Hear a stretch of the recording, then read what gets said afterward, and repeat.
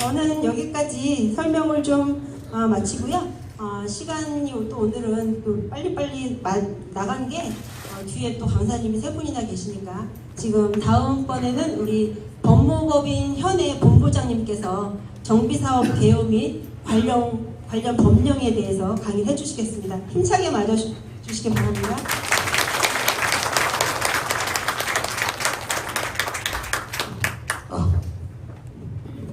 방금 소개받은 법무법인 현의 김희준입니다.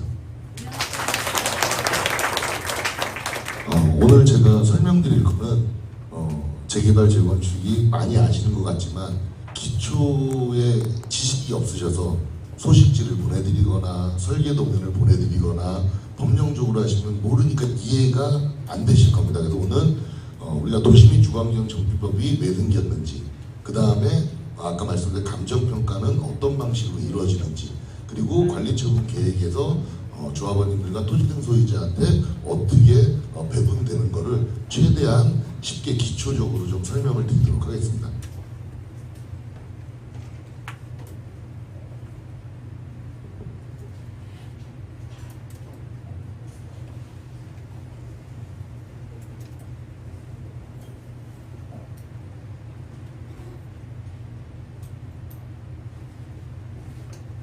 첫 번째는 관련 법령의 이해가 되겠습니다. 다음 넘겨주십시오.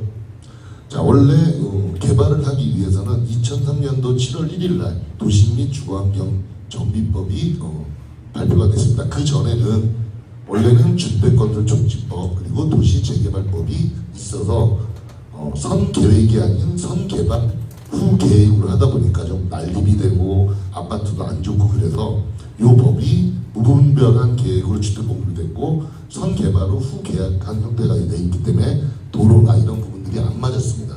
다음이요. 그래서 2003년도 7월 1일 날 우리가 많이 들어보신 도시 및 주거환경 정비법이 제정이 됐고요. 이제 많이 들어보셨을 거예요. 거기에 따라서 국토계획 및 이용에 관한 법률, 이게 뭐냐? 1종, 2종, 3종, 중주거 이런 형태로 전국의 50만 도시 이상은 여기는 1종 지역, 여기는 2종 지역, 3종 지역에서 전국은 나름대로 이런 형태로 개발을 해야 되겠다라는 기본적인 비전을 제시하는 법이 나와서 우리가 지금 하고 있는 모든 사업들이 국토비 계획 및 이용에 관한 법률에서 종세분화에 따라서 용적률이 정해지는 겁니다. 그리고 그 상황에 따라서 아까 정비구역 지정이 되거나 사업성을 마치기 위해서 신문지상에 야 1종을 2종으로 상향 조정한다, 2종을 3종으로 상향 조정한다. 그래서 그걸 정비계획 변경이라고 합니다. 다음이요.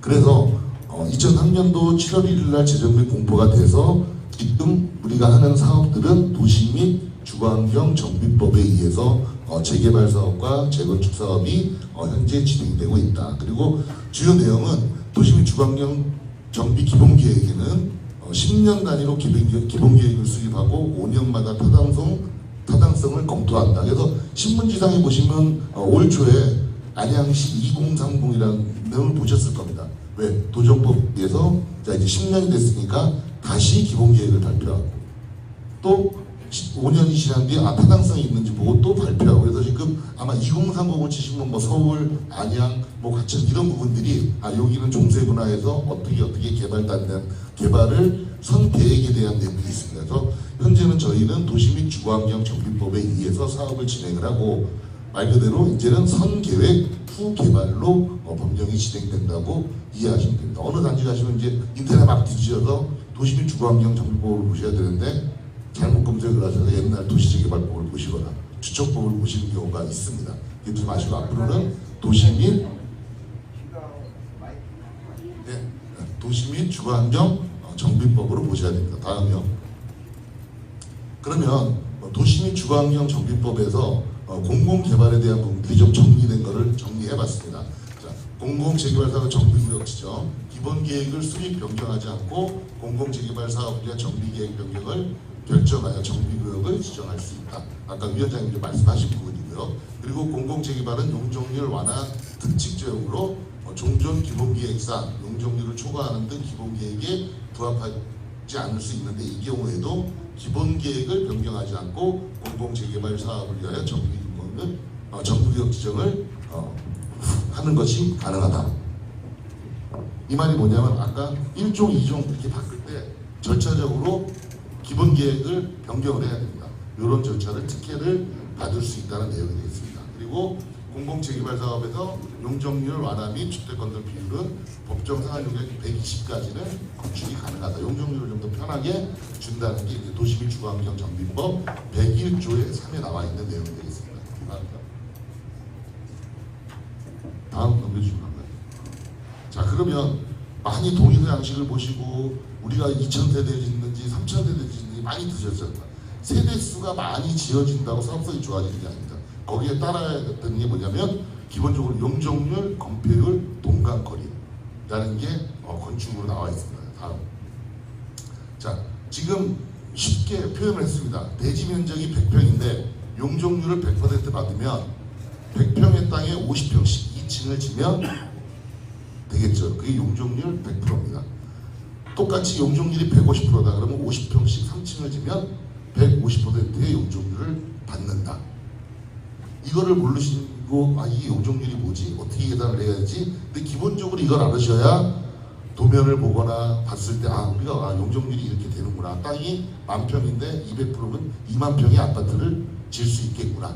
이렇게 보셔야 됩니다. 다음이요.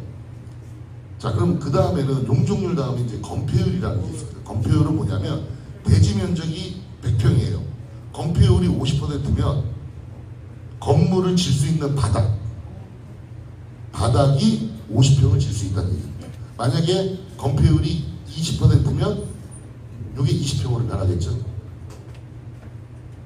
여기 똑같이 건폐율이 80%면 대지 면적 100평에 80평의 건폐율을 해서 바닥 면적으로 질 수 있다. 그래서 용적률과 건폐율은 따라갈 수밖에 없습니다. 그리고 지금 아파트를 보시면 아파트를 이렇게 막 왜 높게 짓고 이렇게 하시는 게 그 다음에 나오는 게 보시면 다음이요.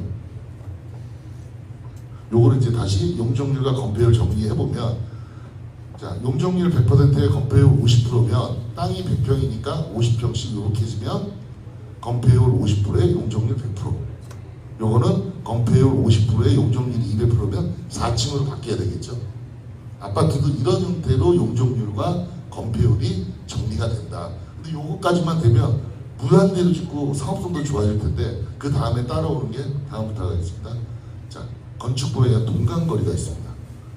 우리 아파트를 지시면 앞하고 옛날 아파트들은 막 마주보고 졌는데 이 광주 시내에 있는 아파트를 보면 약간씩 이렇게 비껴서 졌죠.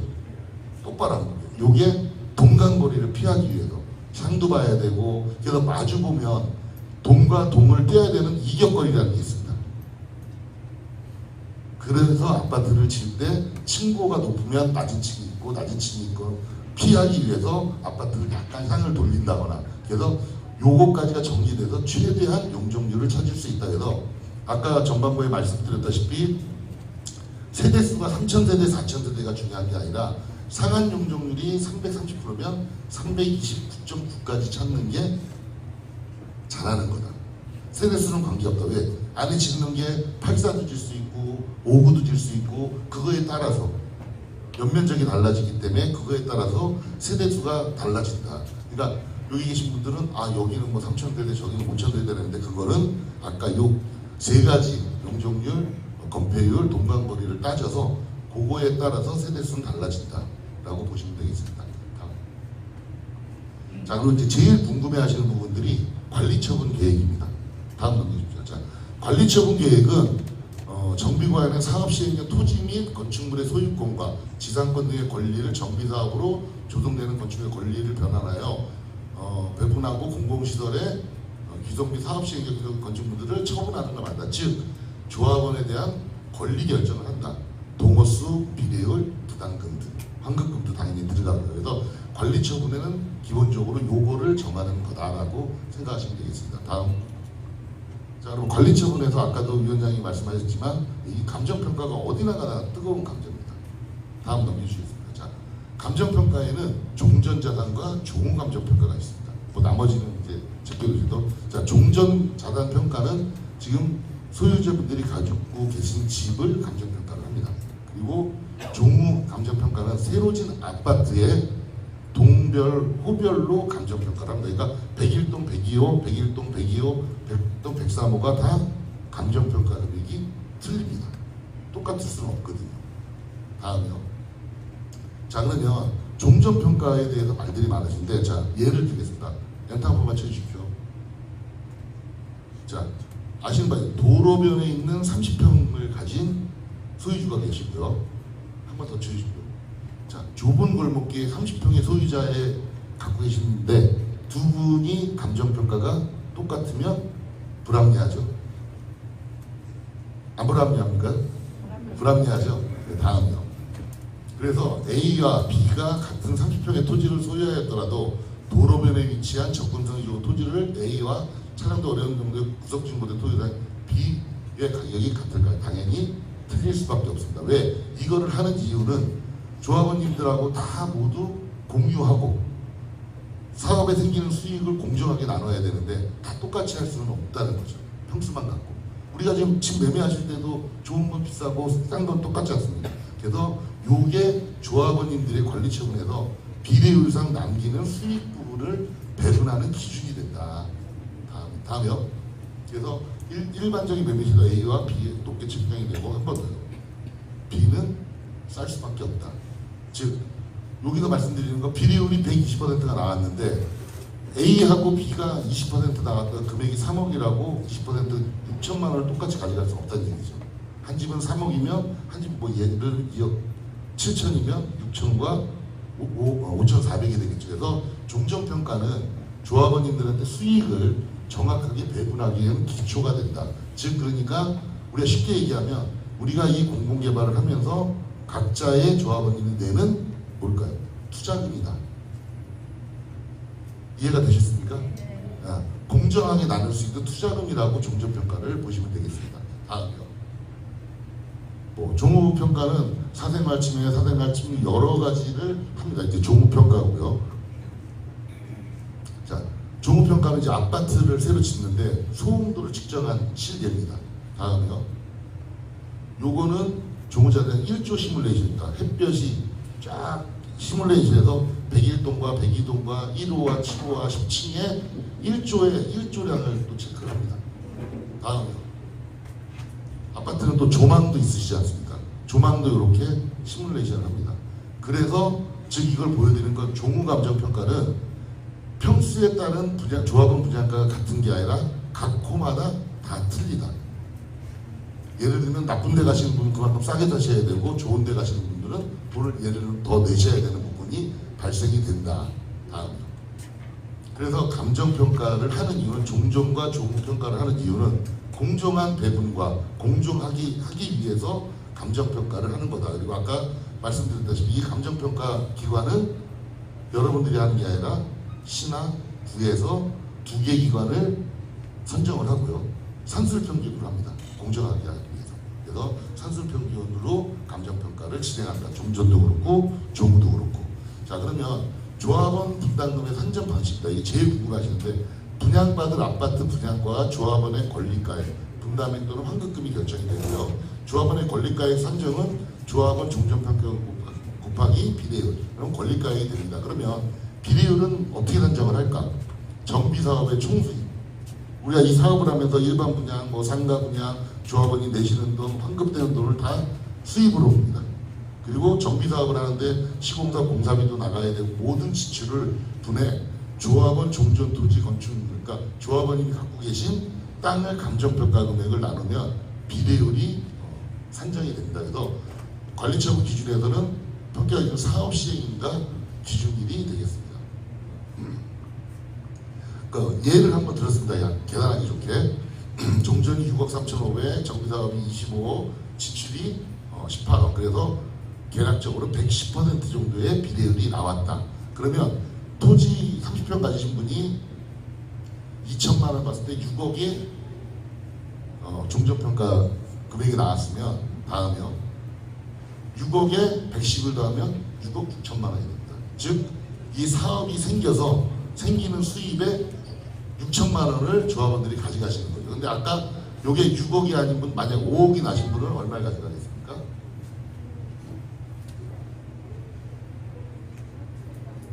110이니까 5천만 원이겠죠. 5억 5천만 원.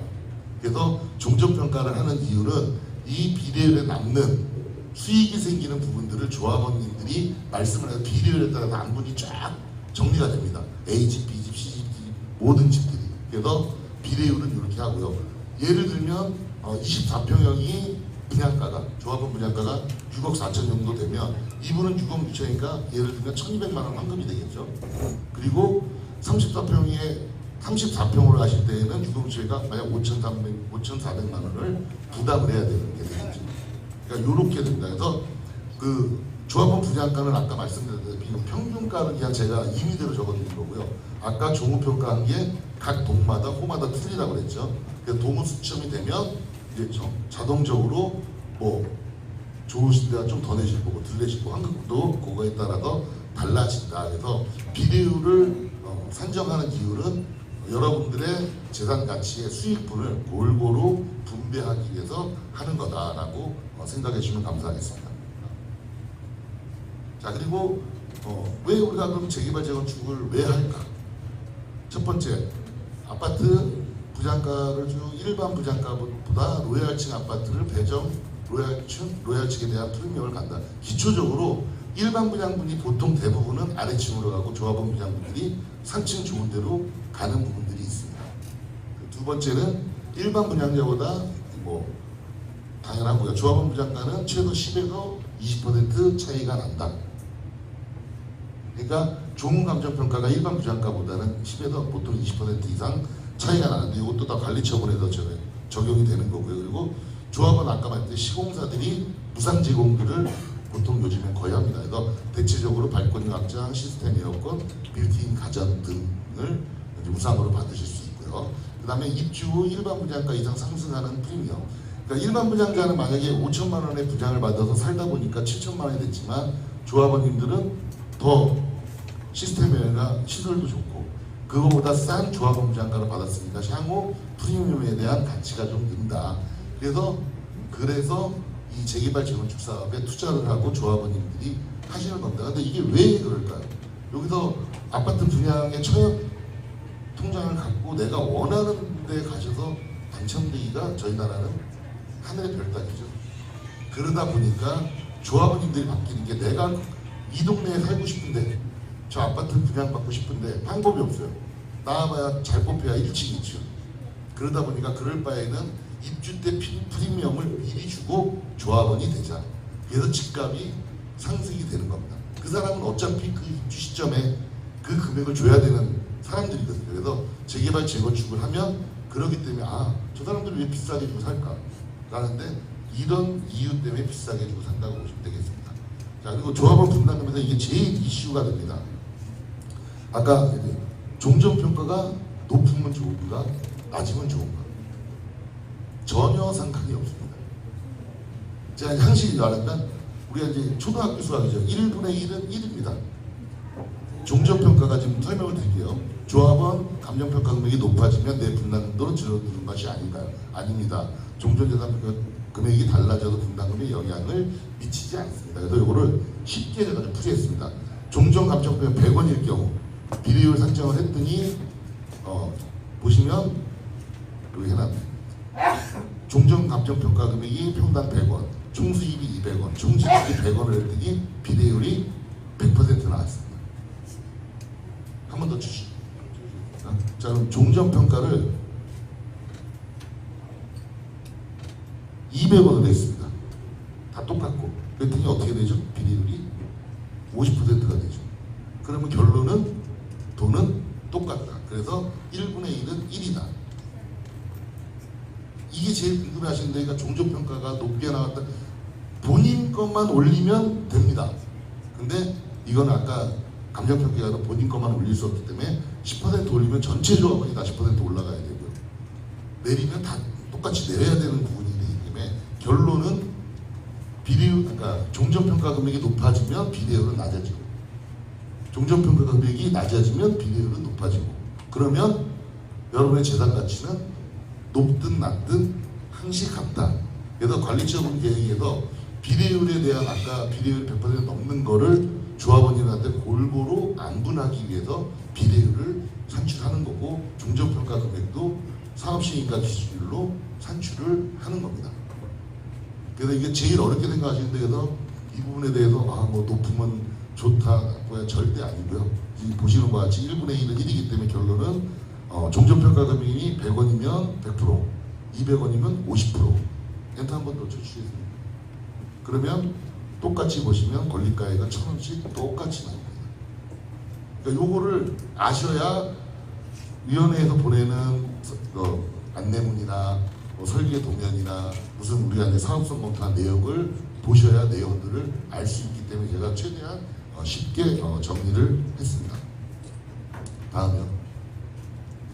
요거로 마지막으로 하고요. 그리고 또 제일 많이 질문 나오시는 부분들이 그 관리처분 계획이나 아까 세대수 얘기를 하셨습니다. 근데 그 관리처분 계획을 할 때 조합원님들이 이제 몇 가지가 있는데 아까 세대수는 관계없다. 24평형을 많이 지면 세대수가 늘어날 거고요. 34평형을 지면 세대수가 줄어들 거고요. 연면적 대비로 분양가를 보시면 되겠습니다. 그래서 세대수가 중요한 게 아니라 보시려면 용적률을 상한 용적률을 얼만큼 찾느냐. 그리고 이 관리처분 계획에서 그 사업성이 안 좋은 단지는 또 이런 경우도 있습니다. 우리가 사업성이 좀 안 좋으니까 조합원들이 다 1층으로 가자. 1, 2, 3, 4, 5층만 가자. 그러면 로얄층만 분양하면 어떻게 됩니까? 사업성이 늘어나겠죠. 이런 부분들은 조합원님들이 이제 위원장님과 상의를 하셔서 관리처분안에 반영을 해서 최고의 사업성을 만드시면 되겠습니다. 저는 이걸 마치도록 하겠습니다. 감사합니다.